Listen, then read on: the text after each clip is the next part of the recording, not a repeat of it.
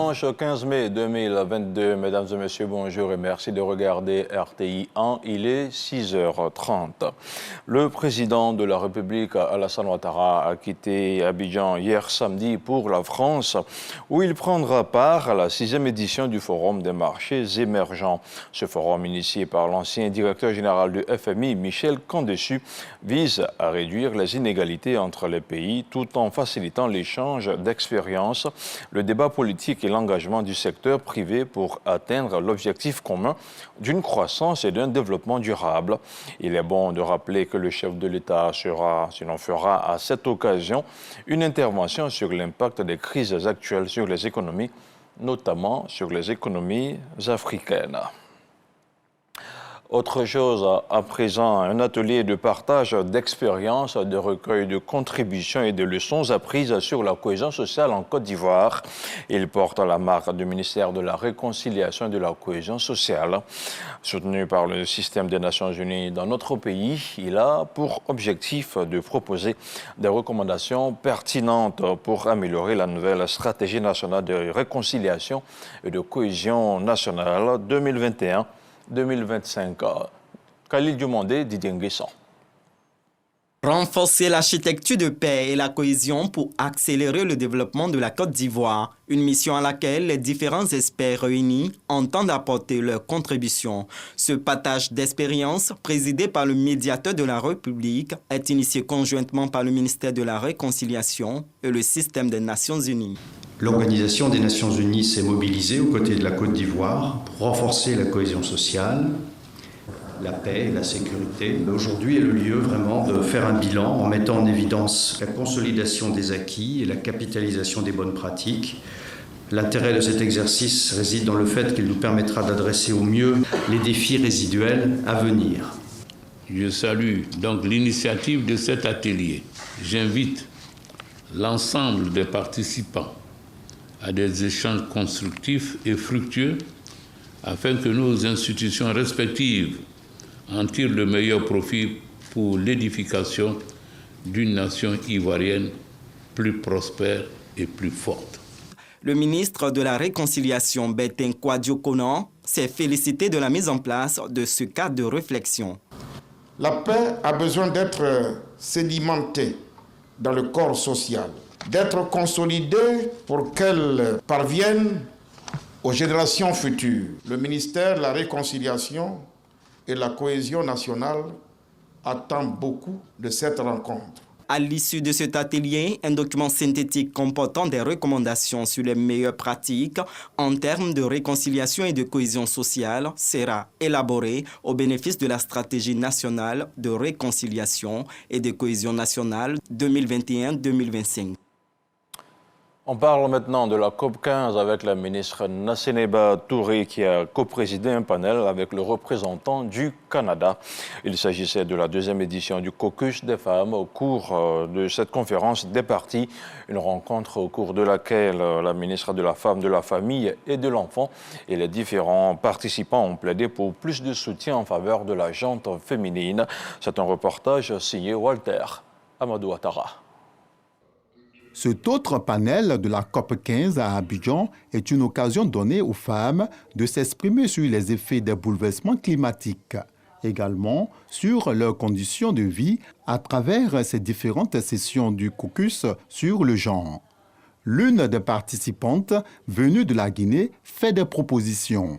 Faire en sorte que les langues soient vulgarisées dans nos langues locales, faire en sorte que les langues locales soient incluses dans les plans d'action et faire de telle sorte que ces femmes traditionnelles, ces femmes rurales, ces femmes de nos marchés, ne les négligeons pas, ce sont elles qui sont pourvoyeuses de solutions. À ses côtés, Hong Won-yu, chef de la délégation du Canada, coprésident de cette rencontre, ainsi que Andrea Meza, secrétaire exécutif adjointe de la Convention des Nations Unies sur la lutte contre la désertification, sans oublier l'orateur principal Bob Rae, ambassadeur et représentant permanent du Canada aux Nations Unies.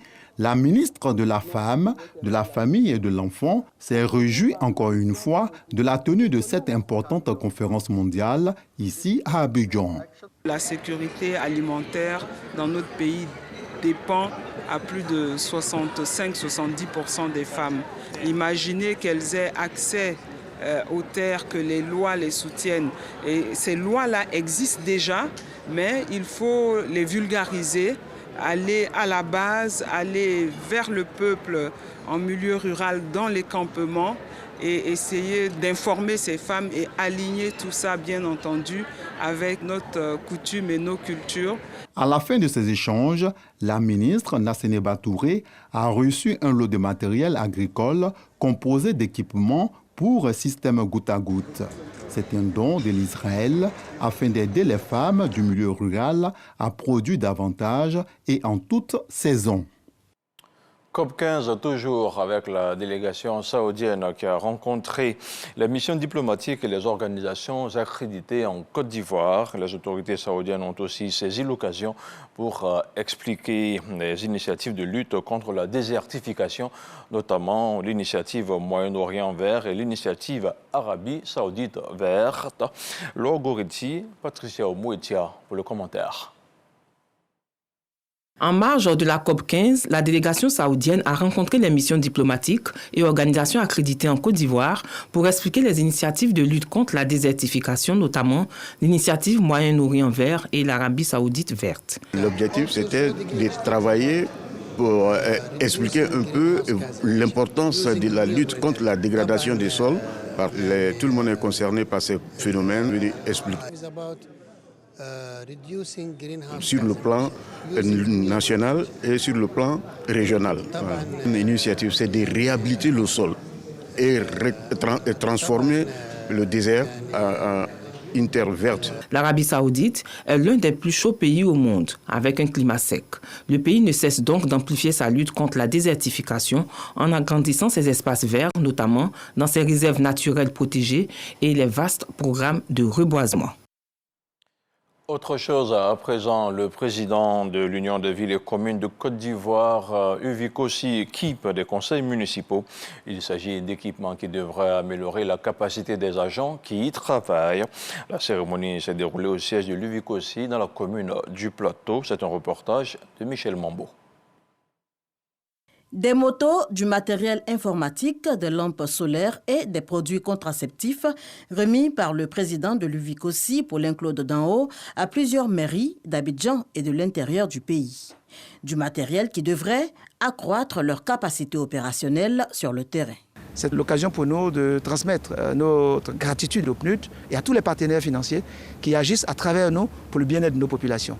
Nous avons remis donc ce matériel à l'ensemble de nos collègues, notamment de nombreuses collectivités de l'intérieur du pays, qui pourront donc ainsi assurer la mobilité de leurs agents, renforcer leur capacité d'intervention sur le terrain et surtout pourront être à proximité de nos populations pour lutter contre les maladies vectorielles, mais surtout, dans ce cas de figure avec TCI, lutter contre les grossesses en milieu scolaire. Valeur totale, plus de 70 millions de francs CFA, un véritable soulagement pour les bénéficiaires. Nous sommes très heureux. C'est la première fois que nous voyons accueillir une moto. Ça va permettre aux agents municipaux de pouvoir se déplacer. Marcory, Koumassi, Port-Boué, Thioro, Mans, Boaké, Dikodougou, une cinquantaine de bénéficiaires pour cette première vague.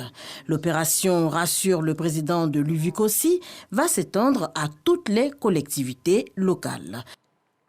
Et on se rend maintenant à Lourdes, en France, où il s'est tenu vendredi dernier l'ouverture du pèlerinage militaire international 2022. Ce rassemblement d'un militaire catholique a mobilisé plus de 40 armées du monde.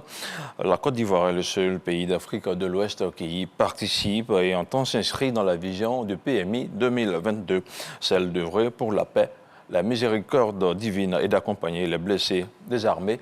Nos envoyés spéciaux à Lourdes sont Jean-Marc Djadji et Amani Amia. Ce sont plus de 15 000 militaires issus de 40 nations qui prennent d'assaut en début de soirée la basilique Saint-Pie X de Lourdes. Stratégie militaire oblige, ces armées veulent gagner la guerre avant la guerre. Elles resserrent les rangs pour des manœuvres pas comme les autres, celles de la fraternité, de la foi en Dieu par la Vierge Marie. Nous sommes à l'ouverture de la 62e édition du pèlerinage militaire international de Lourdes. La Côte d'Ivoire, seul pays d'Afrique de l'Ouest, a tenu à observer ce rite. C'est au nom de l'aumônier en chef du culte catholique que les pèlerins sont invités à être des sentinelles de paix, selon Saint Jean-Paul II. Il n'y a pas de paix possible dans le monde si nous ne sommes pas en paix avec nous-mêmes. C'est un pèlerinage pour éviter le Christ nous dire « Je vous donne la paix ». Le cierge du pèlerinage militaire restera allumé pour 3 jours de prière, d'évangélisation et de célébration en l'honneur de l'Immaculée Conception. Retour en Côte d'Ivoire, on vous l'avait déjà dit, le FEMUA a cette année un parfum congolais. Sur la scène vendredi dernier, Félix Wazekwa et les membres du groupe de l'orchestre Viva la Musica de Papa Wemba. Il y avait aussi du dombolo et de la sapologie pour un hommage bien mérité au père de la rumba décédé il y a 6 ans sur la scène du FEMUA. Un reportage de Serge Pacom Didi avec le commentaire de Franck Quadio. Les couleurs du drapeau congolais, le pays à l'honneur, flottent sur la scène de la 14e édition du Festival des musiques urbaines d'Anoumabou. Des pas de danse endiablés, d'un dombolo, saupoudré de rumba, servis savamment par Félix Wazekwa, l'une des figures de proue de la musique congolaise, et Viva la Musica, l'orchestre de feu Papa Wemba, légende de la musique congolaise.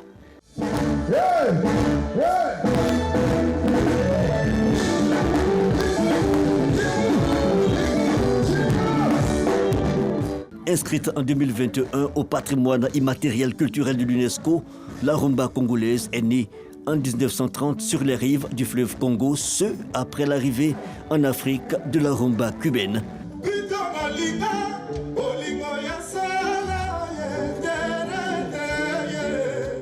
La rumba se caractérise par un mode de vie et des codes vestimentaires bien sentis, d'où le concept de la sapologie qui accompagne ce rythme musical. Occasion pour ces amoureux de rumba de faire montre de leur savoir-faire au niveau de la sape. Dans la sape, il y a plusieurs tendances. Vous avez le classicisme, le dandisme, et maintenant il y a le fashion. Moment fort, l'hommage rendu à Papa Wemba, l'un des précurseurs de la musique rumba, décédé le 24 avril 2016 sur la scène du FEMUA, avec l'orchestre Viva la Musica qui pérennise l'œuvre de l'artiste défunt. Il disait tout le temps, et que Viva la Musica de génération en génération. Donc après 6 ans, on est là, on reste fort et on continue avec Viva la Musica. Show me the way. Le Congo, invité d'honneur à ce FEMUA 14, il fallait s'y attendre. Le chant, la danse et l'élégance ont rythmé allègrement toute la soirée. Le FEMUA, un festival riche de sa diversité musicale. Dans l'actualité internationale, on se rend maintenant en Palestine où ce dimanche, les Palestiniens commémorent le 74e anniversaire de la Nakba. Entendez par là la catastrophe en arabe, un événement qui marque le déplacement forcé de plus de 750 000 Palestiniens en 1948. Lors de la création de l'État d'Israël. Ce triste anniversaire rouvre les plaies du passé. Et cette année, ce jour de mémoire se déroule dans un contexte particulier avec la mort, il y a quelques jours, de la journaliste Chirine Abou Akleh. Et puis en Guinée, la controverse après la décision de la junte au pouvoir d'interdire les manifestations publiques pour le temps de la transition. La mesure a été annoncée par la société civile, la mesure a été annoncée par la junte, une décision dénoncée par la société civile et les partis politiques. Et selon le FNDC, à l'origine de la lutte contre le 3e mandat d'Alpha Condé, il dénonce une volonté manifeste du CND de s'éterniser au pouvoir en muselant toutes les forces sociales et politiques du pays. Et le CNRD prévient qu'il ne se soumettra pas à cette injonction du pouvoir et reprendra les marches dès que possible. C'est la fin de ce 6h30. Merci de l'avoir suivi. On se retrouve ce soir à 23h.